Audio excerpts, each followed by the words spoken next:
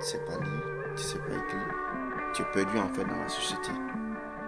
C'est comme si tu rentrais dans une maison et tout est noir. Il n'y a pas de lumière.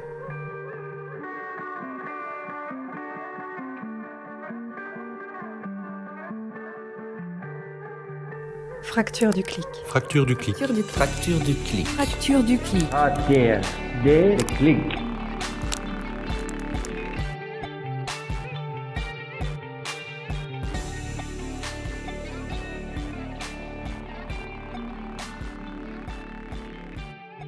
Je m'appelle Alpha Bakalko. Je suis d'origine ivoirienne. Je suis venu en Belgique pour des raisons politiques. Mon prénom, c'est le nom de mon grand-père. Mon grand-père, c'est le chef de mon village. Mon grand-père, il avait un statut très important.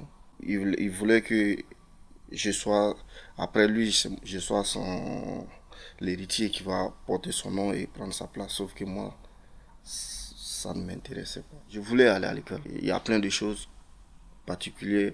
Il y a des problèmes de moyens, mais pas seulement les moyens. C'est que chez nous, les parents, ils se sont dit l'école n'est pas important. Sauf qu'ils ne sortaient pas du trou, ils nous en plongeaient dans le trou.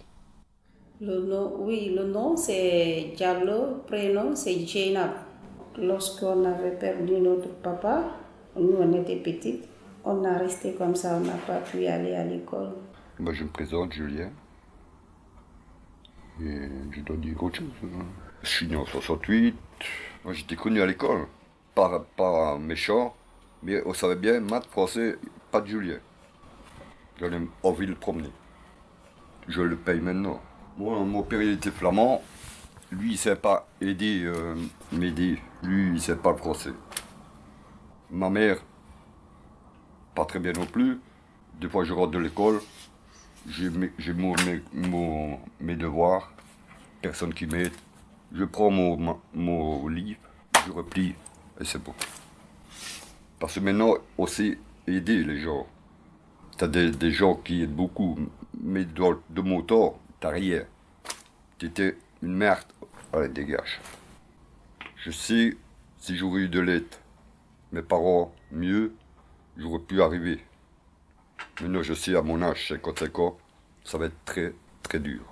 Moi qui est belge, c'est quand même plus de gêne. Oui, je m'appelle Sadia et je suis somalienne. J'ai 32 ans, mais ici j'ai 35 ans. Je sais pas pourquoi. Je suis venue ici toute seule, je parle de famille, rien du tout. Je connais rien du tout, j'ai jamais sorti, j'ai jamais allé au bureau. Maintenant, les gens ils sont allés à l'école, mais à l'époque, non.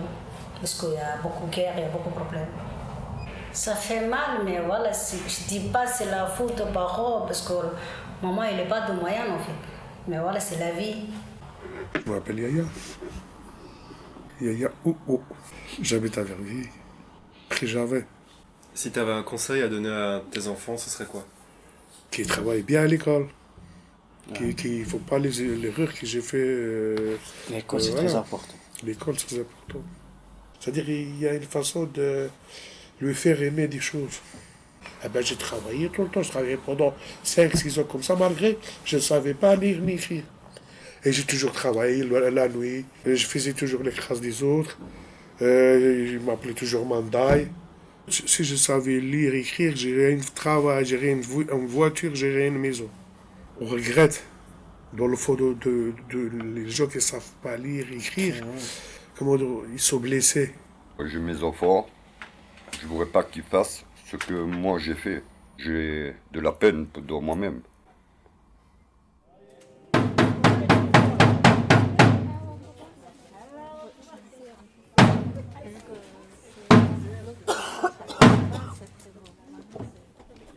Détrôné. Oui. Qu'est-ce que vous voyez sur l'écran? Bon, Dites-moi précisément, qu'est-ce que vous lisez sur l'écran? des trucs, quoi. Des trucs, mais dites-moi! Je sais pas, moi. Quoi? Tu ne sais pas, tu sais pas lire ou quoi? 1, 2, 3, 4, 5, 6, 7, 8, 9. Elle ne sait pas lire. 1, 2, 3, 4, 5, 6, 7, 8, 9. Je ne sais pas lire. Une personne sur 10 en Belgique ne sait pas lire et écrire.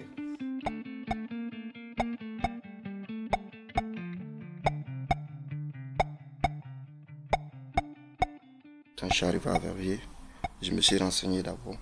On m'a dit il y a des écoles ici, comme les écrit. Je suis venu à l'école, quand j'ai vu certaines personnes, j'ai dit, je suis pas seul dans la société, j'ai dit, il y en a plein comme ça.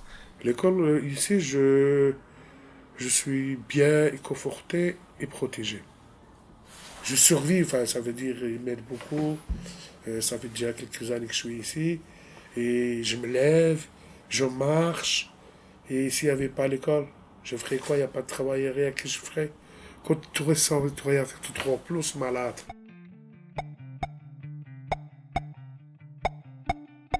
Je m'appelle Rabat. J'ai demandé mon fils de Canada Foin, parce qu'il était ici au Belgique. Et il a sonné, donc il s'est informé. Et lui, il m'a dit, maman, tu vas voir, tu vas rester à l'école.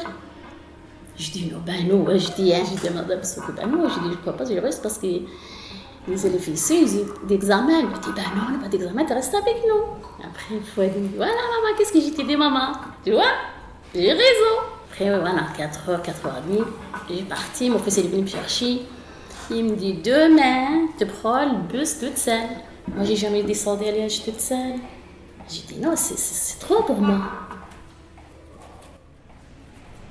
J'ai pris donc, le 69 à côté de chez moi, Fléron. Mon cœur, il était boum, boum, boum, boum. C'était un choc pour moi. Ah, j'étais contente, j'étais fière. J'étais fière. Là, j'espère que j'arriverai à faire tout, comme tout le monde. Ça, j'essaie jusqu'au bout. Puis il y a déjà les facteurs. Prends les rendez-vous sur Internet. Ça, j'aimerais bien faire. Mais je vais apprendre. J'essaie. Mets ton doigt sur la souris, clique dessus, clique. Garde tout, mets-tu. Tu vas trouver, clic, clac, clac, clac, clac. Ce que vous allez écrire, c'est boulevard de Gérard Shaw 4, c'est l'adresse ici de l'écrit. Donc, c'est bien là, vas-y, boulevard. B-O. Et regarde un peu, ce qui est magique avec un ordinateur, c'est t'as pas besoin de taper et tout, que lui, il est tellement malin qu'il se dit, ah ben tiens, c'est peut-être ça qu'il veut ce monsieur-là. Après, on va faire autre chose. Quand tu vois un ordinateur, oui, automatiquement, moi le réflexe que ça me fait, je veux dire, c'est devenu maintenant comme un outil de travail. N'importe quel bureau aujourd'hui où tu vas voir l'ordinateur.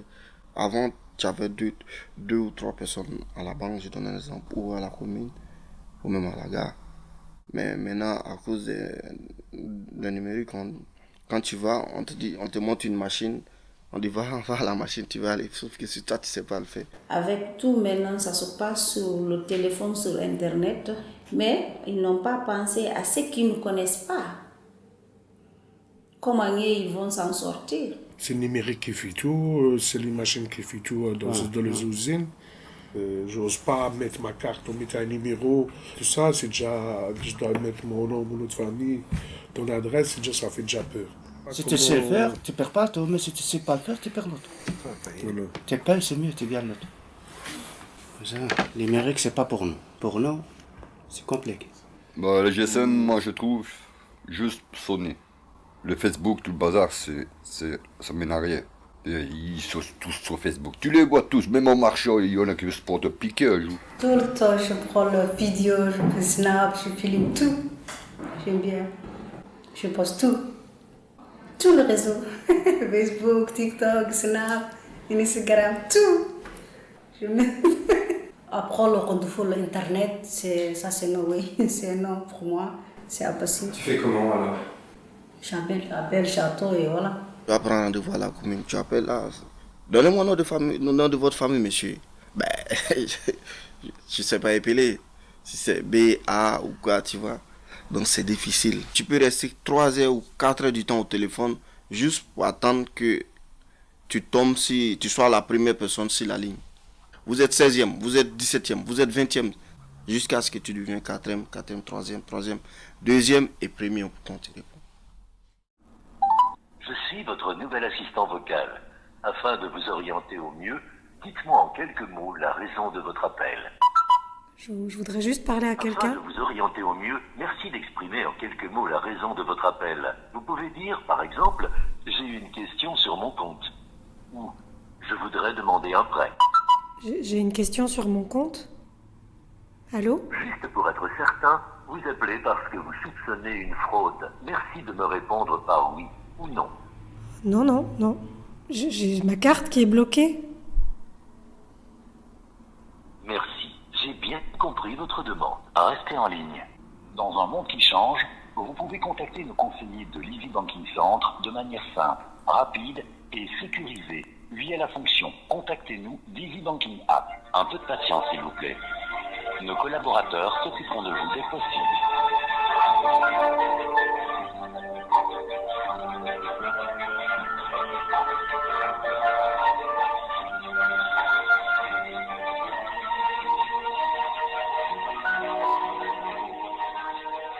Donc, je m'appelle Babette et je travaille à Les Réécrire Verviers où je m'occupe de sensibilisation à l'illettrisme.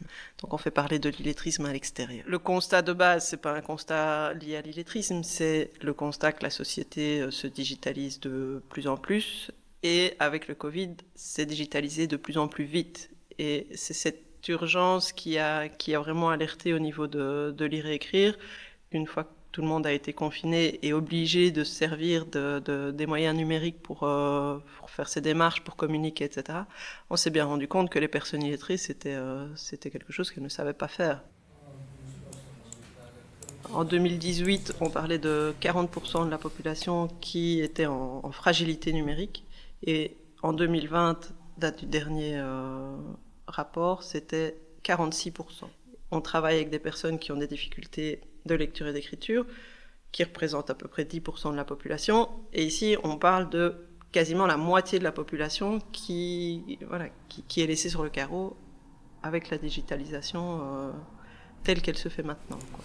N'hésitez pas à cliquer sur l'ordinateur, ne va pas exploser. T'as le temps, Julien, no stress. Non, parce que je suis à côté de toi, il ne faut pas que tu stresses. Vous voyez, un petit bonhomme jaune en dessous, à droite. Prenez un petit peu le bonhomme, il y a moyen de prendre le bonhomme en cliquant dessus. On sait le promener sur la carte et le mettre sur le gros point rouge. Essayez un petit peu. Comme ça, tu seras l'étape après. Il y a maintenant beaucoup de choses, je regarde, je fais moi-même. J'essaye de le faire pour savoir si ils ont fait le virement ou pas. Ça aussi, je regarde sur le téléphone. Mais avant, je ne savais pas comment faire, comment manipuler. Je veux dire, je suis fière de moi. Pour retirer des sous, je dois demander à une personne. Mais puis je ne demande pas à un jeune, parce qu'un jeune, il va prendre mon argent, peut-être qu'il va cavaler. Je regarde la personne, je vois une personne âgée. Là, je peux faire confiance. Et il me dit, voilà, tu fais ça, tu fais ça. Mais 2 jours après, j'ai déjà oublié. Je veux m'en sortir, je sais que c'est un peu tard, mais j'essaie quand même. On dit souvent en Belgique qu'il n'est jamais trop tard pour apprendre. Bah, ça, c'est vrai. Ça, c'est vrai. Moi, je confirme. Hein. Ouais. Jamais trop tard. Il faut toujours grapper. On arrive.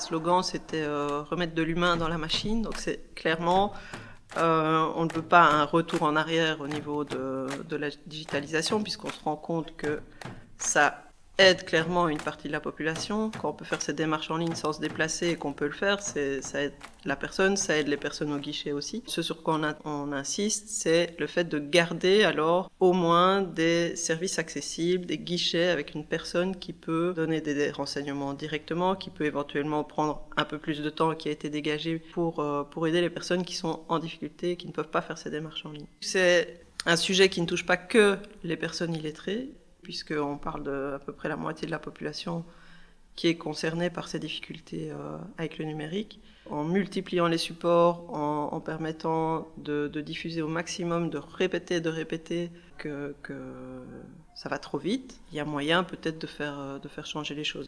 On n'est pas les seuls à lire et écrire, à taper sur le clou. Ça fait écho, il y a d'autres associations qui en parlent. Le fait de partager cette préoccupation, ça peut réellement commencer à faire réfléchir au niveau politique.